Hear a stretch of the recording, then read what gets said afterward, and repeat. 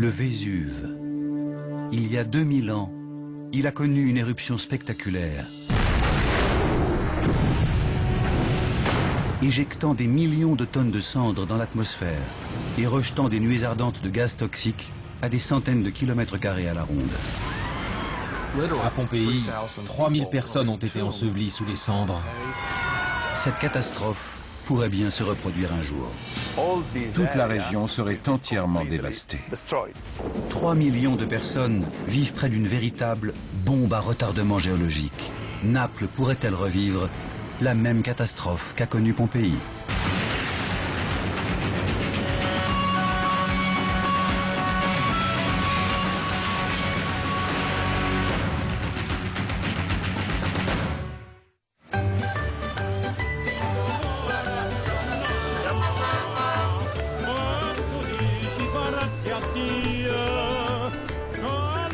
Cette cité italienne attire chaque jour des milliers de touristes, avides de découvrir son passé millénaire et de flâner dans ses rues au charme désuet. Mais au loin, la menace gronde. S'élevant à près de 1300 mètres, le Vésuve domine majestueusement la baie de Naples. Au cours des 10 derniers millénaires, il a connu une centaine d'éruptions. Toute la baie de Naples connaît une forte activité volcanique qui persistera encore pendant longtemps. Les plus anciennes roches à proximité immédiate du Vésuve datent de 300 000 ans. Et depuis lors, les ensembles volcaniques de cette zone restent actifs. Il y a 2000 ans, une éruption du Vésuve a entièrement enseveli Pompéi sous les cendres. Depuis lors, le nom de la ville est tristement associé à cette catastrophe sismique. D'après les sismologues, une nouvelle éruption de cette ampleur pourrait se produire à tout moment, anéantissant Naples et les communes voisines. Le Vésuve est situé dans l'arc volcanique campanien, qui compte d'autres volcans célèbres, notamment le Stromboli et l'Etna, en Sicile. Ils sont nés de l'activité tectonique incessante de la planète. Dans la zone située entre les continents africains et européens, deux plaques tectoniques s'affrontent. Elles ont donné naissance à la Méditerranée d'un côté et à l'Adriatique de l'autre. La péninsule italienne a jailli entre ces deux mers. Par le phénomène de subduction, la plaque africaine glisse lentement sous la plaque eurasienne. Cette friction provoque la fusion du manteau terrestre, qui se transforme en magma. Le magma, poussé vers la surface, se ferait un chemin à travers les fissures de la croûte terrestre, ce qui donne naissance au volcan. Le Vésuve s'est formé à l'intérieur d'un volcan plus ancien, le Somma. Ce dernier s'est effondré il y a 18 000 ans, faisant du Vésuve la structure dominante. Cet exemple classique de volcan double est appelé le complexe Somma-Vésuve. En définitive, ce site volcanique est très complexe à étudier, car les événements éruptifs anciens voisinent avec les plus contemporains. Pour tenter de comprendre l'activité volcanique générée par le Vésuve, les sismologues ont un allié de taille, l'histoire. Des observations très anciennes de l'activité du Vésuve sont parvenues jusqu'à nous, grâce notamment à un témoignage d'une rare précision.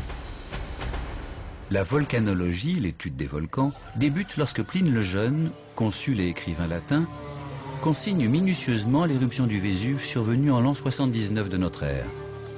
À l'époque, la ville de Pompéi est une grande cité, encore plus cosmopolite que Rome. Le Vésuve est assoupi depuis 800 ans, et les habitants de la région sont loin de se douter du danger qui les menace.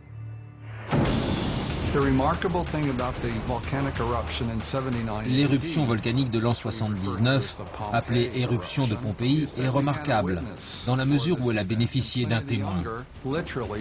Pline le Jeune a consigné minutieusement tout ce qu'il a observé pendant cette éruption dévastatrice, d'une rare violence. Cette éruption est précédée d'une série de secousses sismiques qui frappent la région au mois de juin de l'an 79 et les mois qui suivent. Et soudain, le 24 août, le volcan se réveille.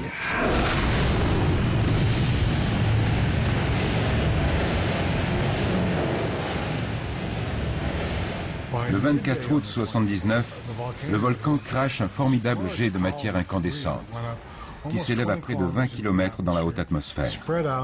Elle retombe ensuite en une pluie de cendres et de matériaux volcaniques, d'1 centimètre de diamètre environ. Cet épisode dure près de 8 heures. À la fin, une couche de cendres de 3 mètres recouvre le sol. Le poids de la colonne de cendres jaillissant du cratère augmente progressivement.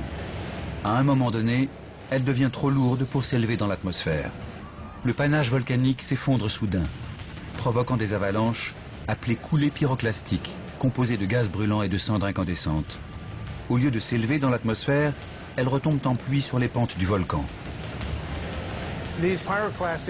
Ces coulées pyroclastiques sont mortelles. Il n'y a presque aucune chance d'y échapper.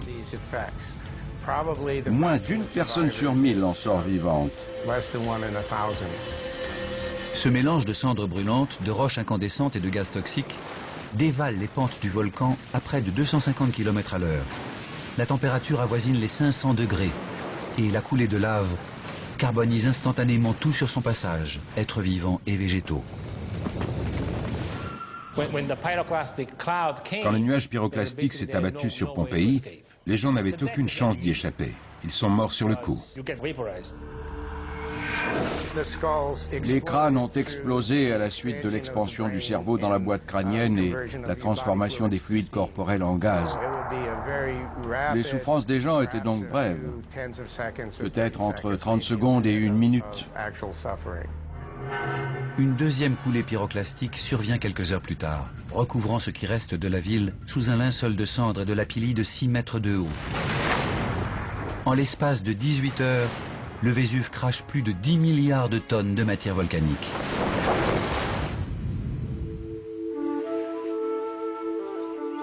Elle restera ensevelie jusqu'à la fin du XVIe siècle, avant d'être redécouverte par hasard lors des travaux de construction d'un canal. La deuxième nuée ardente a figé Pompéi dans le temps, conservant les temples, les échoppes et les maisons, exactement dans l'état où ils étaient en l'an 79. On a retrouvé seulement des fragments de squelettes sur le site, mais des empreintes s'étaient formées dans la matière volcanique solidifiée, dessinant les contours des corps figés dans l'attitude où la mort les avait surpris. Des moulages en plâtre ont été réalisés à partir de ces empreintes, révélant les derniers instants de la vie des habitants de Pompéi. 3000 personnes ont été ensevelies sous les cendres à Pompéi, et leurs squelettes ont été excavés bien longtemps après. D'après les études médico-légales effectuées sur les squelettes, on sait que les corps avaient été carbonisés. Les muscles présentaient des contractions et les articulations avaient fondu. Personne n'aurait pu survivre à un tel cataclysme.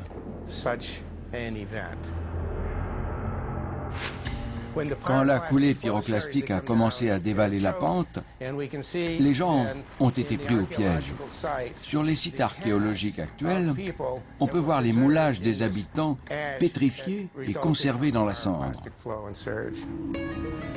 Parfois, on retrouve même des familles allongées ensemble, mortes en l'espace de quelques minutes, asphyxiées par la nuée ardente. Le danger d'une nouvelle éruption est bien réel. La catastrophe de l'an 79 a dévasté la région sur une distance de 13 km. Si une nouvelle éruption avait lieu aujourd'hui, elle frapperait un tiers de l'agglomération de Naples, où vivent plus d'1 million de personnes. Plus inquiétant encore pour les autorités locales, 1 million de personnes vivent aussi sur les pentes du volcan et à proximité immédiate. Le Vésuve est la seule région au monde ayant une si forte densité de population dans la zone de danger. Une éruption, si faible soit-elle, pourrait engendrer un scénario catastrophe pour les Napolitains. Il faudrait évacuer rapidement des centaines de milliers de personnes. Cela poserait un problème de sécurité civile d'une ampleur sans précédent. En 1980, une violente éruption secoue le mont Saint-Helens dans l'État de Washington. Elle est aussi dévastatrice que celle de Pompéi. Les premières victimes ne sont pas les hommes cette fois, mais la faune et la flore. La forêt autour du mont Saint-Helens abritait des arbres d'1 mètre de diamètre et de plus de 20 mètres de haut. La violence de la nuée ardente a carbonisé toutes les branches, les feuilles et les aiguilles. Il ne restait plus que des troncs calcinés.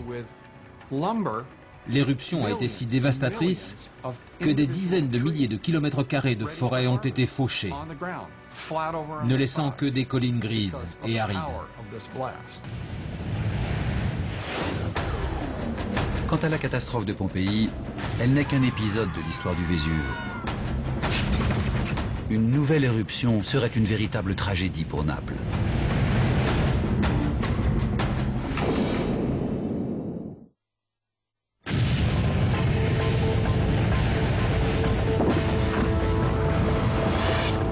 Depuis l'an 79, le Vésuve a connu une trentaine d'éruptions. Elles étaient parfois de type explosif, donc violentes, et parfois de type effusif, donc plus calme, et rejetant simplement des coulées de lave. Il est difficile pour les volcanologues de prévoir de quel type sera la prochaine éruption. Comprendre le passé est une clé pour l'avenir, même s'il s'avère parfois différent de ce que l'on a prévu. Mais si l'on ne comprend pas l'histoire d'un volcan, son évolution au cours du temps, alors on pourra encore moins prévoir son avenir. Chacune des éruptions du Vésuve survenues depuis l'an 79 a ses caractéristiques propres. Au IIIe siècle de notre ère, l'éruption provoque une explosion si forte qu'elle est entendue à 40 km à la ronde. En 472 et 512, les éruptions répandent un énorme nuage de cendres et de gaz sur une bonne partie de l'Europe, plongeant la région dans l'obscurité en plein jour. À la fin du Xe siècle, 3 éruptions font jaillir d'énormes flots de lave. Le Vésuve a 3 types de comportements. J'associe cela à des personnalités humaines. C'est comme si le Vésuve avait 3 visages différents. Le premier type d'éruption, le plus dévastateur, doit son nom à Pline le Jeune, qui a établi un témoignage circonstancié de la catastrophe de l'an 79. Pline le Jeune nous a légué un témoignage si impressionnant que les volcanologues ont appelé ce phénomène une éruption plinienne, en son honneur.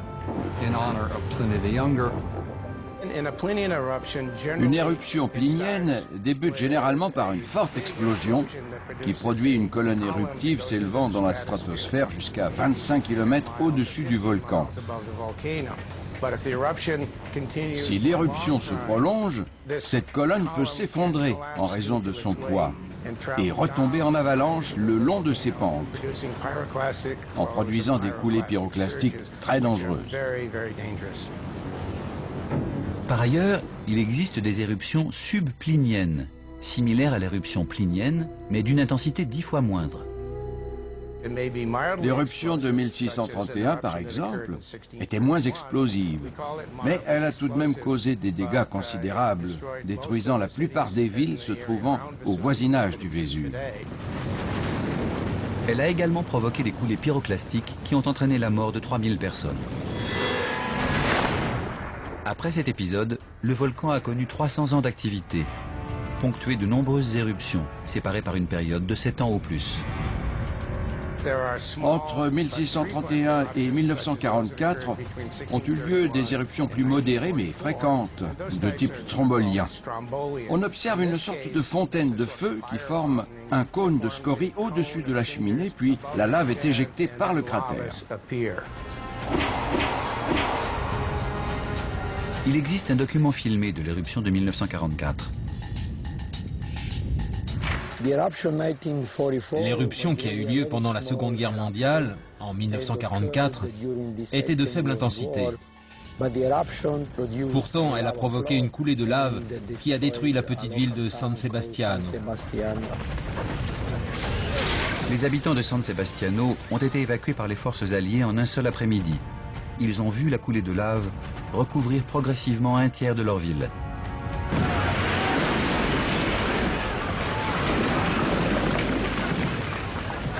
Depuis lors, le Vésuve est resté assoupi. Mais ce calme apparent ne signifie pas qu'il est inactif. Les volcans peuvent très bien demeurer inactifs pendant des milliers d'années. Le mont Saint-Helens en est la parfaite illustration. Et on a vu le résultat lorsqu'il s'est réveillé.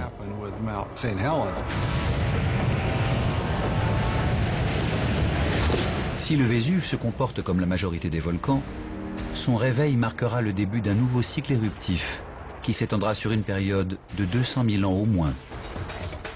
Depuis l'an 79, il a connu une éruption tous les 64 ans en moyenne. Cela veut dire qu'il faut s'attendre à tout moment à un nouvel épisode.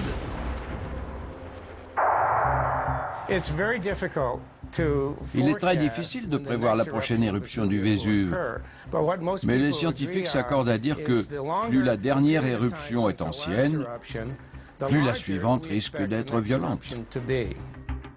Cela est dû à la morphologie particulière du Vésuve.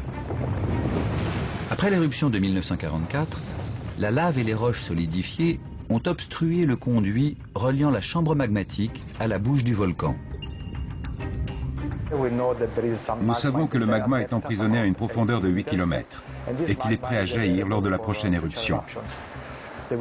La pression augmente et le bouchon risque d'exploser lors d'une éruption violente.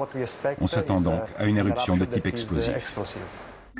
Ce phénomène est comparable à celui produit par une bouteille de boisson gazeuse que l'on secoue fortement. Si le gaz carbonique présent dans le liquide est pressurisé, les bulles restent à l'intérieur de la bouteille tant que le bouchon est bien fermé. C'est le même phénomène que l'on observe dans la chambre magmatique. Quand le volcan est secoué par l'activité tectonique, c'est le signe précurseur d'un événement de plus grande ampleur.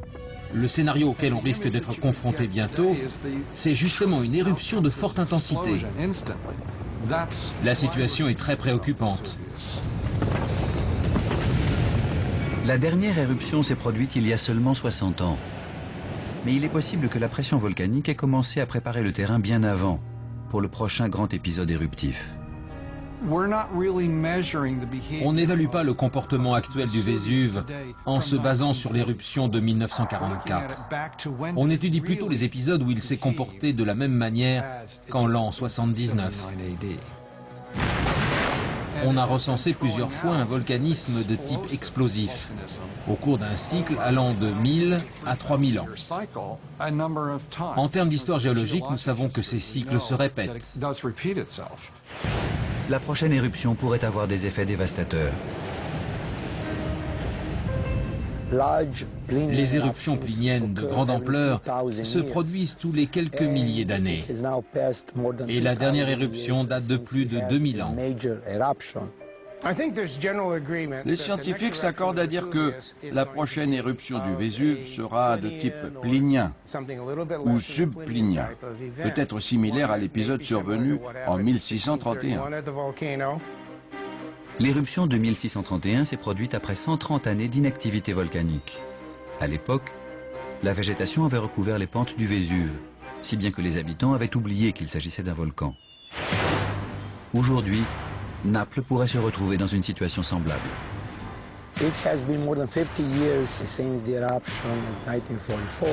L'éruption de 1944 remonte maintenant à plus d'un demi-siècle. Et la plupart des gens ne s'en souviennent même plus. Ils ne considèrent pas le Vésuve comme un volcan menaçant, mais comme une montagne très paisible. Cela a créé un faux sentiment de sécurité. Cela n'empêche pas les gens de dormir. Mais en réalité, ils dorment sur une bombe à retardement. Et cette bombe finira un jour par exploser. On s'attend à une catastrophe sans précédent dans la région.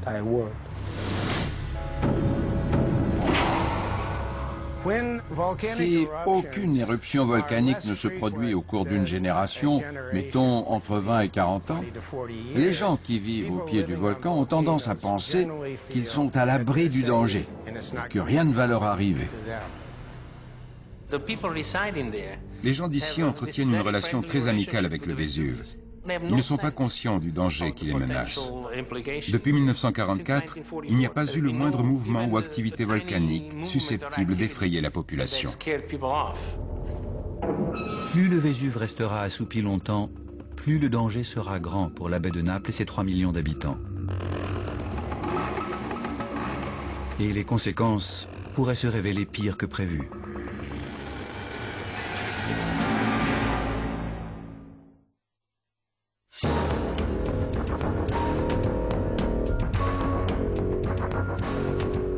Si la volcanologie a connu de grandes avancées ces dernières années, les scientifiques ne peuvent pas pour autant prévoir le jour où le Vésuve se réveillera. Il est très difficile de faire des prévisions au sujet de l'évolution du Vésuve. Il pourrait très bien rester inactif encore pendant des siècles, ou bien entrer en éruption l'année prochaine. Cependant, les volcans envoient toujours des signes précurseurs de l'éruption. À l'observatoire du Vésuve, les scientifiques se sont dotés d'outils très performants pour surveiller l'activité du volcan.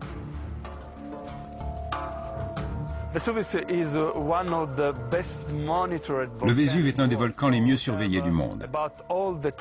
Nous avons mis en place toutes sortes d'instruments qui permettent d'effectuer un contrôle continu 24 heures sur 24. Nous sommes ici au centre de contrôle de l'observatoire du Vésuve, où sont enregistrés les signaux provenant du volcan. Les sismographes, comme ici, nous renseignent notamment sur l'activité sismique du Vésuve. Les tremblements de terre sont les phénomènes précurseurs les plus évidents. L'émission accrue de gaz volcanique constitue un autre signal d'alarme. On peut l'évaluer en observant les nombreuses fumerolles qui entourent le volcan. Plus il y a de vapeur qui s'échappe, plus le mouvement de magma en profondeur est important.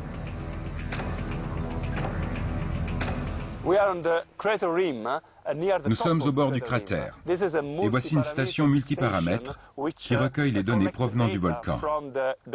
On utilise différents outils. Voici une caméra thermique orientée vers les fumerolles émanant de certaines zones du cratère, qui permet de surveiller l'augmentation de la température. Il y a d'autres outils permettant de recueillir du gaz volcanique. La station transmet les données vers l'observatoire en temps réel, 365 jours par an. En utilisant ce système de contrôle continu à l'observatoire du Vésuve, nous sommes certains de pouvoir détecter les modifications de l'activité du volcan avant une éruption. Si la volcanologie n'est pas une science exacte, elle permet néanmoins de prévoir certaines éruptions quelques semaines auparavant. Nous avons bien amélioré notre capacité à prévoir le moment où certaines éruptions vont se produire. Mais évaluer l'endroit exact où va se produire l'événement et quelle sera son ampleur, c'est beaucoup plus difficile. Les volcanologues étudient les scénarios qui envisagent le pire pour évaluer l'étendue des dégâts provoqués par la prochaine éruption. Envisager les pires scénarios, c'est étudier les événements du passé avec leurs pires incidences et les transposer dans le présent. Si cela arrivait aujourd'hui, à quel genre de situation serions-nous confrontés? Il faut espérer que nous ayons tort, mais nous nous attendons au pire. Être en alerte, c'est anticiper les événements. Une étude publiée en mars 2006 confirme les soupçons émis jusqu'alors. L'ampleur de la menace représentée par le Vésuve est bien plus importante qu'on ne le pensait. Un groupe de géologues italiens et leurs confrères de l'Université de Buffalo ont étudié une éruption survenue plus de 1800 ans avant la catastrophe de Pompéi. Elle s'est produite pendant l'âge de bronze, vers 1780 avant Jésus-Christ. Avant que l'on s'intéresse à cette éruption de l'âge du bronze, celle de Pompéi était jusque-là la plus violente qu'ait connue le Vésuve. Si l'on compare les deux éruptions, celle de l'an 79 et celle de l'âge du bronze, toutes les deux ont éjecté le même volume de débris volcaniques à la surface. La différence majeure, c'est la direction de dispersion. En l'an 79, les vents ont poussé les débris volcaniques vers le sud. Si le même scénario se produisait aujourd'hui, cela menacerait la vie de la population établie à proximité immédiate du Vésuve, plus d'1 million de personnes. Mais un scénario similaire à celui de l'âge du bronze pourrait se révéler bien plus dangereux. Alors les vents entraîneraient les débris volcaniques dans une autre direction. Les coulées pyroclastiques avaient été dispersées principalement vers le nord-ouest, c'est-à-dire en direction de Naples. En réalité, les coulées pyroclastiques se sont étendues sur près de 25 km et ont recouvert entièrement la région de l'actuelle ville de Naples. En étudiant les dépôts produits par les coulées pyroclastiques de l'éruption de l'âge du bronze, on a découvert que les dépôts les plus épais étaient situés vers le nord-ouest. On en a retrouvé aussi une bonne partie dans la région de l'actuelle Naples. Ce qui veut dire que les groupes humains de l'âge du bronze n'auraient pas pu survivre à une éruption de cette ampleur. Aux alentours de Naples, les dépôts de cendres produits par cette éruption atteignent une épaisseur de 3 mètres. Nous sommes ici dans une carrière proche du Vésuve. Cette cendre fine s'est déposée à la suite du passage d'une coulée pyroclastique, survenue dans la dernière phase de cette éruption de l'âge du bronze, il y a 4000 ans. Les matériaux que nous voyons ici sont le fruit d'avalanches très violentes de fragments incandescents, dévalant les pentes du volcan. Une éruption de ce type pourrait se reproduire à l'avenir. L'éruption de l'âge du bronze a transformé la région en désert inhospitalier. À cette époque, bien sûr, la région était très peu peuplée. Aujourd'hui, sur le même site, s'étend Naples, capitale régionale du sud de l'Italie. À la différence de l'âge du bronze, la densité de population est très forte aujourd'hui. On assiste à une urbanisation galopante, concentrée sur les pentes du volcan. Naples et les communes voisines se sont développées sur des zones recouvertes autrefois par les coulées pyroclastiques. 3 millions de personnes seraient menacées par les conséquences immédiates d'une nouvelle éruption de forte intensité. Dans le cadre de la surveillance et de la prévention des menaces volcaniques, les scientifiques de l'Université de Buffalo ont mis en place une simulation par ordinateur afin d'étudier les différents scénarios possibles. Les volcanologues ont notamment modélisé une réplique de l'effondrement de la colonne éruptive. Que se passe-t-il lorsque le nuage de cendres devient plus lourd que l'air et que les débris volcaniques retombent en dévalant les pentes du volcan, provoquant une gigantesque coulée pyroclastique? Ce modèle informatisé qui se fonde sur l'éruption de l'âge du bronze illustre le pire scénario catastrophe. On observe un panache éruptif qui retombe en s'effondrant sur le cratère du volcan. Les nuées ardentes commencent à s'étendre en prenant toujours plus de vitesse, dévalant les pentes jusqu'à 80-90 mètres par seconde et se dirigent vers Naples, de ce côté-ci. Elles atteindraient sans doute le port et détruiraient tous les bateaux. Les alentours du volcan seraient quasiment tous dévastés par une éruption de cette ampleur. Si un tel scénario se déroulait dans la réalité, la coulée pyroclastique poursuivrait sa course folle à une allure de 320 km/h. Toute la région située entre le Vésuve et Naples, avec ses 3 millions d'habitants et son précieux patrimoine historique, pourrait être anéantie en l'espace de 5 minutes. Le réveil prochain du Vésuve est une certitude, et les enjeux sont énormes. Il en va de la survie des habitants de la baie de Naples.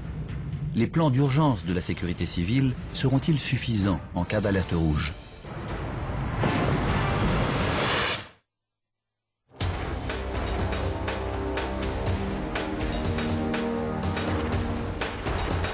Le Vésuve est trop calme, depuis trop longtemps.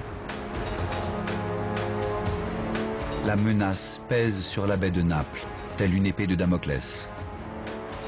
L'éruption tant redoutée pourrait détruire toute la région à cause des coulées pyroclastiques mortelles.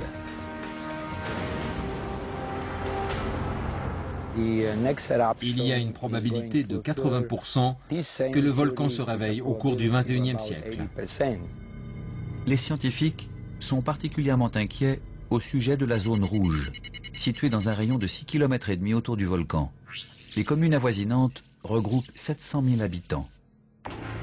Certaines zones autour du Vésuve ont la densité de population la plus élevée au monde, plus encore qu'à Hong Kong. Au cours des 40 dernières années, 50 000 logements ont été construits dans cette zone, souvent sous l'effet de pression mafieuse. Et ils ne répondent pas aux normes de sécurité en vigueur. Les communes sont reliées entre elles par un réseau de rues étroites, tortueuses et souvent embouteillées. Comment réussira-t-on à évacuer la population? Habituellement, le trafic est déjà monstrueux ici, avec les gens qui font la navette entre leur domicile et leur travail. Les responsables de la protection civile italienne sont conscients des conséquences dramatiques qu'entraînerait une nouvelle éruption dans la zone rouge. Pour prévenir la catastrophe, les autorités lancent une stratégie musclée, payer les gens pour quitter la zone à risque.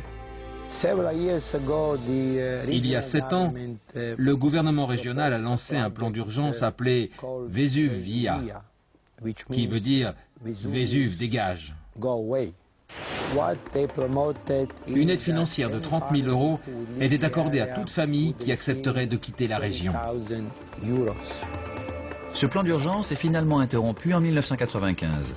Seules 3200 familles se sont proposées pour quitter leur logement et aller s'installer dans des zones où le risque est moindre. Par la suite, le plan est remanié et relancé en 2003.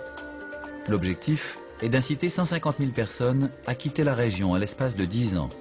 Cela réduirait le laps de temps nécessaire à l'évacuation de la population napolitaine. Un déplacement de personnes de cette ampleur en temps de paix serait un événement sans précédent. À nouveau, le manque de sensibilisation de la population face aux risques encourus conduit les autorités à abandonner le projet. Autre problème de taille, le plan national d'urgence n'est pas élaboré sur la base du pire scénario. Le plan d'évacuation actuel a été élaboré sur la base d'une éruption subplinienne, de moindre intensité donc qu'une éruption plinienne. Dans le cadre de ce scénario, la protection civile italienne part du principe que l'observatoire du Vésuve enverra une alerte une semaine avant l'éruption. La population serait alors rapidement évacuée vers d'autres régions d'Italie. Plus de 4000 bus, trains et bateaux seraient mobilisés à cette fin. Mais ce plan d'urgence est loin d'être parfait. Sur le plan scientifique, compte tenu de tous les paramètres visant à prévoir une éruption, ce plan d'urgence n'est pas valable. Il faut un délai important pour procéder à l'évacuation d'une population si nombreuse. Ce plan part du principe que les gens quitteraient les lieux de façon disciplinée et organisée. La panique serait générale. Les gens ne voudraient pas abandonner leurs maisons et leurs biens. Il y aurait un stress terrible.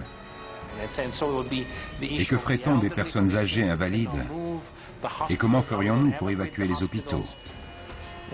Des individus mal intentionnés profiteraient de la situation pour s'en mettre plein les poches, piller les maisons, braquer les banques, les musées. La fragilité des habitations ne ferait qu'empirer les choses. N'oublions pas qu'avant une éruption, des secousses sismiques agitent tout le territoire. Le réseau routier risque d'être très endommagé. Et la population aura du mal à rallier les points de rassemblement, comme la gare et le port, pour évacuer la région. Les plans d'urgence actuels concernent seulement la zone rouge et ses 700 000 habitants. Si l'éruption est plus violente que prévu, la catastrophe menace de prendre une autre ampleur. Aucune stratégie n'a été établie pour faire face à une éruption semblable à celle de l'âge du bronze. Dans ce cas de figure, 3 millions de personnes seraient menacées. Les responsables de la protection civile devraient prendre en compte toutes les hypothèses possibles, pas uniquement le scénario le plus probable. Si on table là-dessus, c'est-à-dire une éruption de moyenne intensité, et qu'elle s'avère plus violente que prévu, c'est là que la catastrophe nous pend au nez.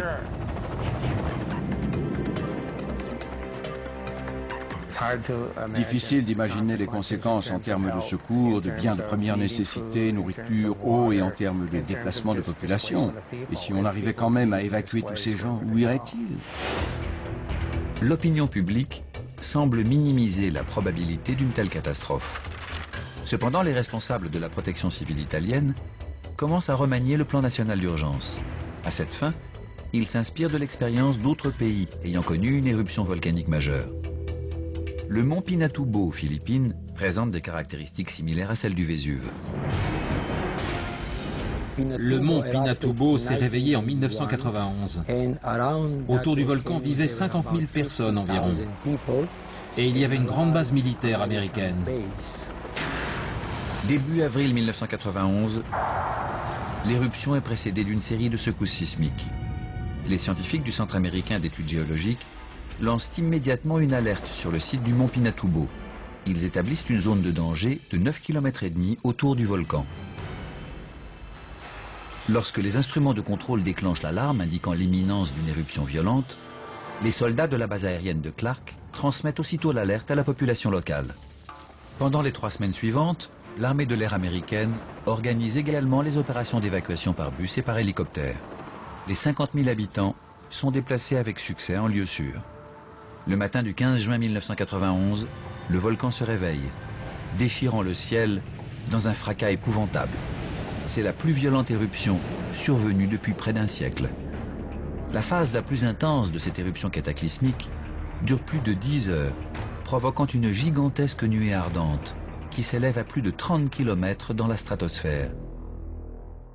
Une épaisse couche de cendres recouvre le sol sur plusieurs milliers de kilomètres carrés.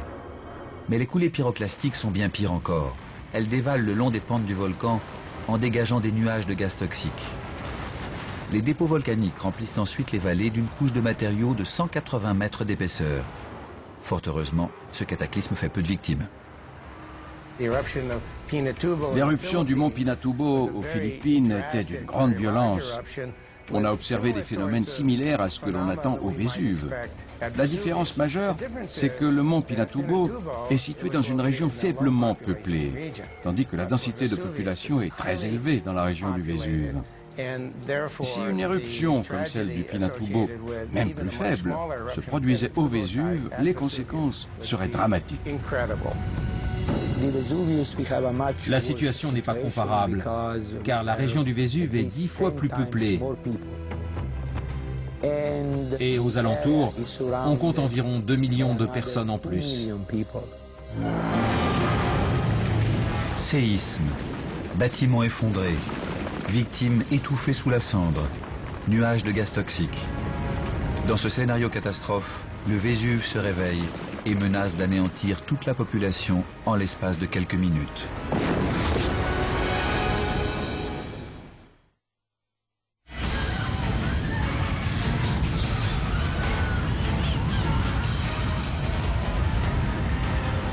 En l'an 79, les dépôts de l'éruption du Vésuve ont entièrement enseveli la cité antique de Pompéi. L'éruption précédente, à l'âge du bronze, a été encore plus dévastatrice. Elle a anéanti l'actuelle baie de Naples et les volcanologues craignent que le même cas de figure se reproduise un jour. La prochaine éruption, quelle que soit son intensité, sera annoncée par les mêmes signes précurseurs, les séismes. Les secousses sismiques peuvent débuter plusieurs décennies avant une éruption, même si la plupart sont trop faibles pour être ressentis. Les changements peuvent se produire seulement à la surface du volcan. Par exemple, les flancs qui se déforment et enflent. Ce sont des mouvements que l'on ne peut pas observer à l'œil nu, mais avec un équipement de surveillance très spécialisé. À mesure que le moment d'une éruption approche, la fréquence des secousses sismiques s'intensifie et la pression augmente sous la poussée du magma accumulé dans la cheminée. Mais le premier signe précurseur d'une éruption plus violente arrive par surprise. Un séisme de magnitude 4,2 fait trembler les agglomérations entourant le Vésuve. Comme les habitations ont été construites sans respect des normes antisismiques, les dégâts sont considérables. Même si le séisme était de faible intensité, ces bâtiments s'écrouleraient. Les décombres s'entasseraient alors sur les voies de circulation, bloquant l'évacuation de la population. L'Observatoire du Vésuve enregistre près d'une centaine de séismes de faible intensité. Les stations d'observation ont détecté un mouvement net. Dans la zone surveillée, le sol est en train de s'élever de 20 cm par 24 heures. Les volcanologues ne peuvent plus nier l'évidence. Le magma est en train de monter dans la cheminée du volcan. Personne ne peut évaluer quelle sera l'ampleur de l'éruption. Mais une chose est certaine, elle est inéluctable et c'est pour bientôt.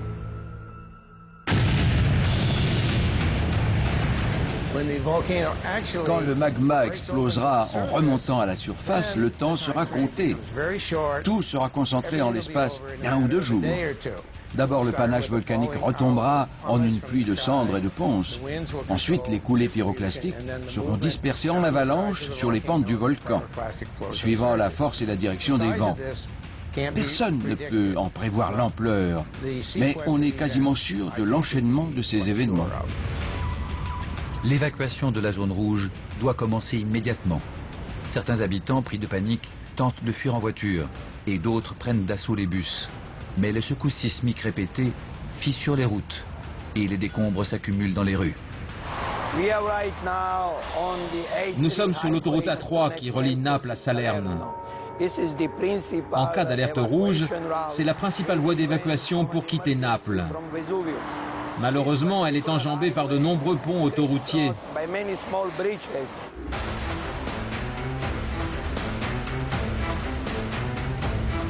Une nouvelle secousse, de magnitude 5 cette fois, provoque l'effondrement de plusieurs ponts autoroutiers sur la chaussée, rendant plus difficile la procédure d'évacuation.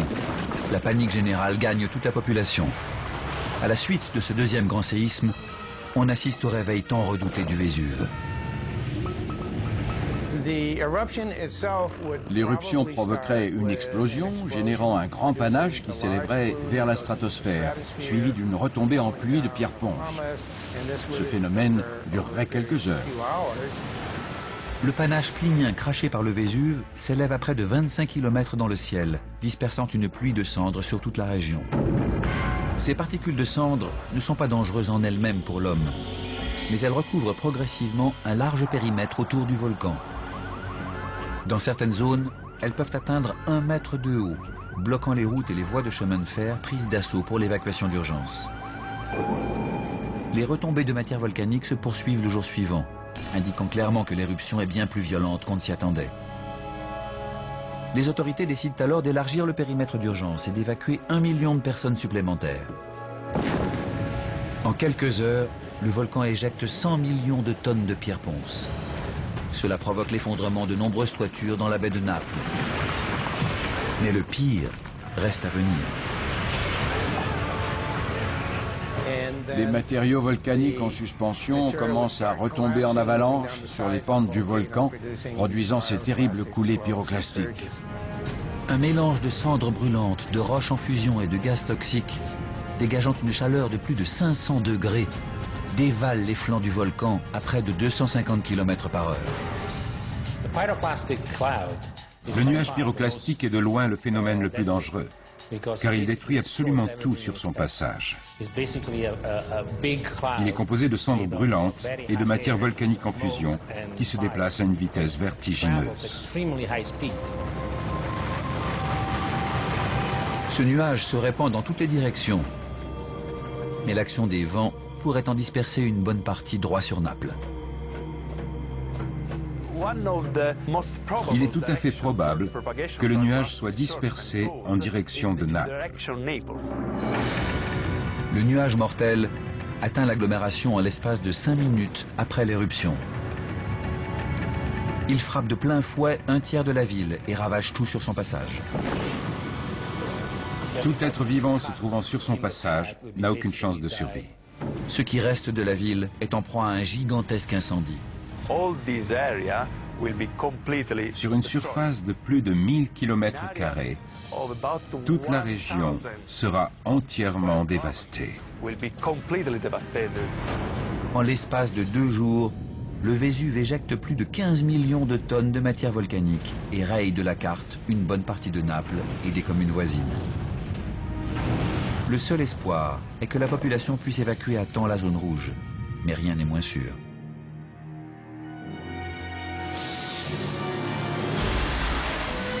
Si les habitants ne sont pas évacués rapidement en lieu sûr, on estime qu'un tel cataclysme coûterait la vie à plus d'1 million de personnes.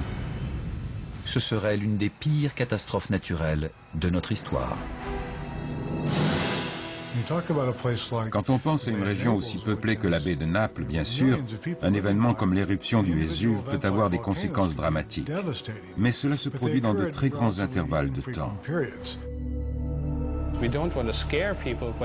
Nous ne voulons pas effrayer les gens, nous cherchons simplement à les mettre en garde. En tant que scientifiques, nous avons l'obligation de faciliter la transmission de l'information qui doit circuler quand on vit à proximité d'un volcan. C'est important de sensibiliser le grand public à ce danger. Il faut que les autorités prennent leurs responsabilités et prennent des dispositions en conséquence pour affronter au mieux ce genre de situation.